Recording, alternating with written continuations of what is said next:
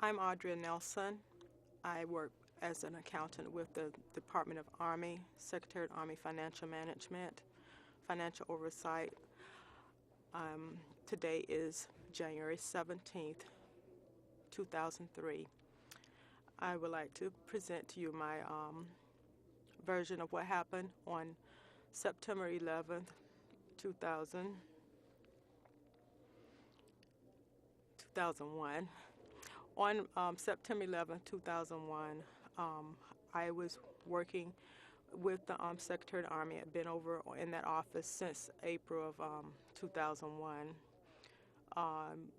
We were in staff meeting at we started staff meeting around 8 o'clock, so close to about a quarter to 9.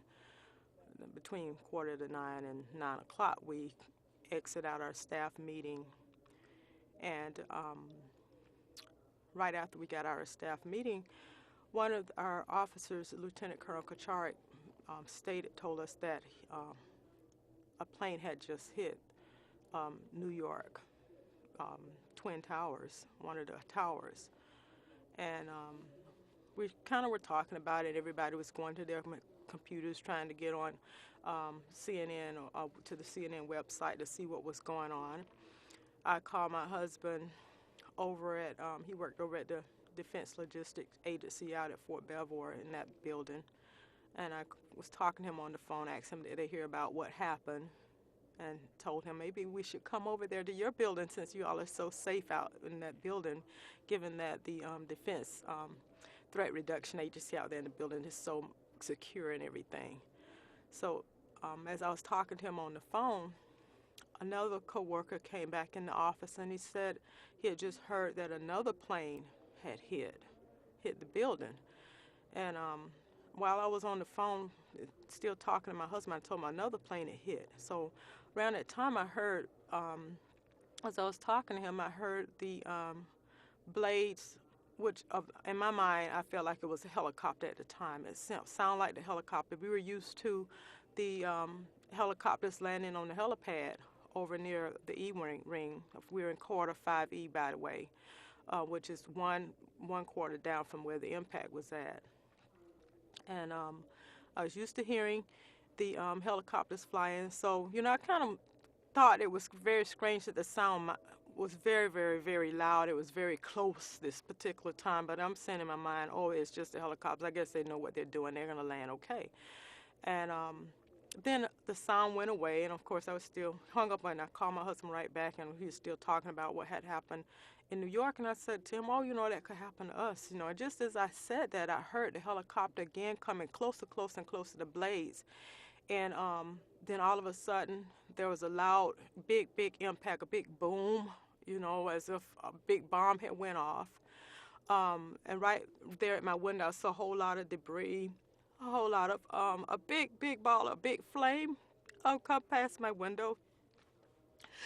And I just started screaming on the phone, and I just threw the phone down. I just started screaming, and my husband told me that's all he could hear is screaming in the background. And I'm like, oh, we got to get out of here. We got to get out of here. And in my mind, I still was thinking that the helicopter had crashed. And then I said, no, it didn't crash. The helicopter didn't crash. Someone blew it up. Because now I was trying to understand what was going on, thinking about what had just happened in New York with the two planes crashing. My mind was jumping back and forth from, the helicopter didn't crash, somebody blew it up. No way in my mind at that moment could I conceptualize that a plane had crashed into the building. I just could not... I could not visualize that.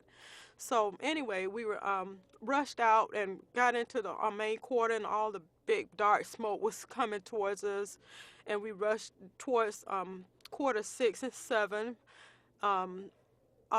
We were walking in an orderly manner. Everybody was getting out, and some employees went out towards the mall entrance, and others went out towards the center court. Myself and another coworker, Clara Nelson, we went towards the center court, and as we got closer and closer to the quarter,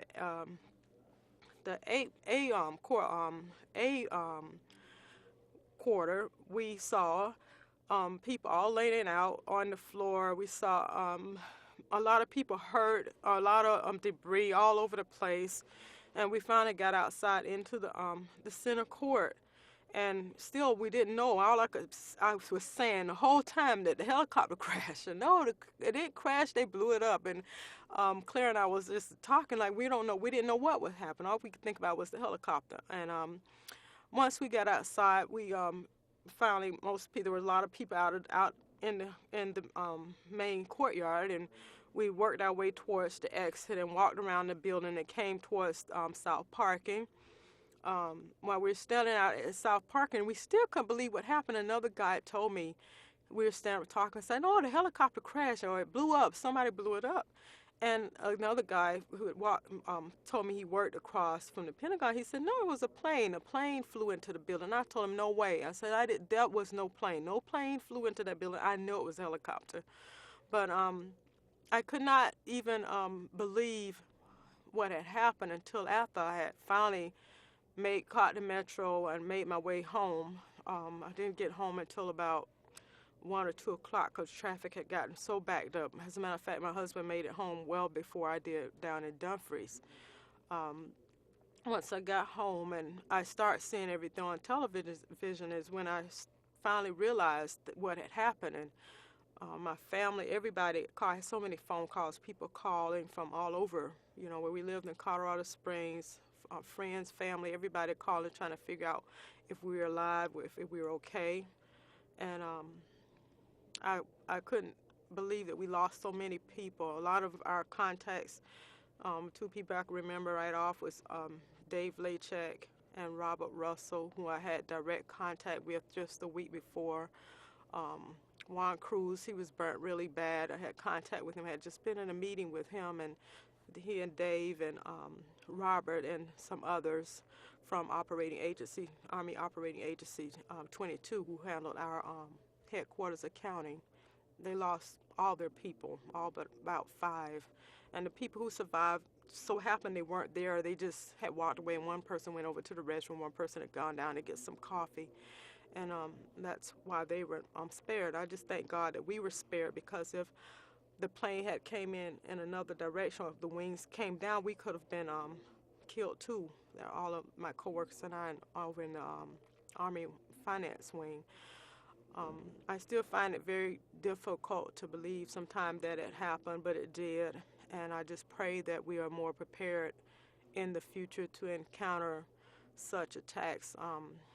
My guard is still up now that our office, we're back into the Pentagon. We had to stay out of the Pentagon for months from the time of impact in September up through February of last year is when we finally were able to move back into the new wing of the Pentagon. Now we're over at 3A, Court A, which is closer to the center court. But we always have our guards up. We're a bit more secure in terms of looking out for each other within the office and knowing where each other is at all times. Like we said, we're going to the restroom or going out or whatever.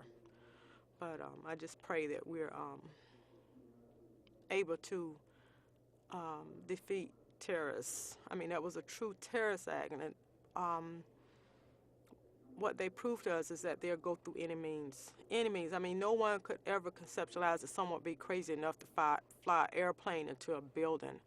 And I must say, yes, they got us on that one because our minds did not stretch wide enough to believe that they would really do it, but they did. So we just have to be prepared for future attacks within American territory. That's the key.